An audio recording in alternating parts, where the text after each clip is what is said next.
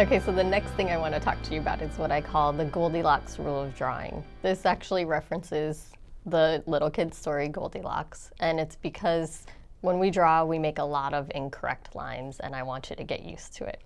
So the first thing is that I don't think of wrong lines like they're wrong lines. They're just your first set of lines, and usually they're not going to be perfectly accurate. So you want to stop judging yourself and calling them wrong and saying that they're bad, because that's not going to make you want to practice at all. Remember that these first lines are really important because you're working on your hand-eye coordination, and you're also working on something like your muscle memory. So what's happening when you're drawing is that your eyes are taking in information.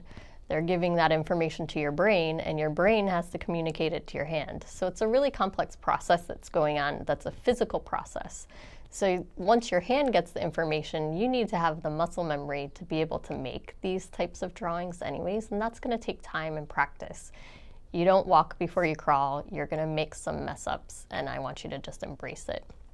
The next thing I'm going to do is I'm going to show you how to use the Goldilocks rule of drawing on the page. Okay, so here I have a gesture drawing of a lion for you, and what I want to show you to do is how to make corrections. So if I see that I've made something that's not the right size, the first thing I want to do is I want to assess it.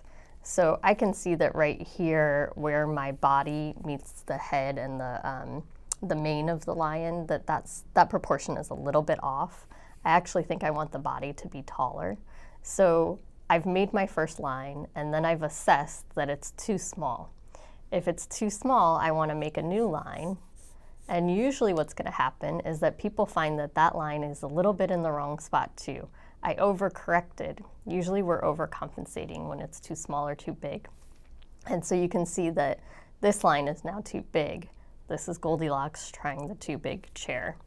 Next, you want to put that next line in the middle, and usually that's going to be the right line. So once I get the right line, then I'm going to take the time to erase the wrong line. I'm never going to erase those wrong lines before I get the right line, because those wrong lines actually guide me to where the right line needs to be. So once I get the wrong lines out of the way with my eraser, then I can draw the right line in there a little bit more clearly. So don't be surprised if instead of like Goldilocks taking 3 times, this might take you 10 times, it might take you 20 times to get that line in the right spot. But the idea is that you're using the information from the incorrect line in order to guide you to make the correct line.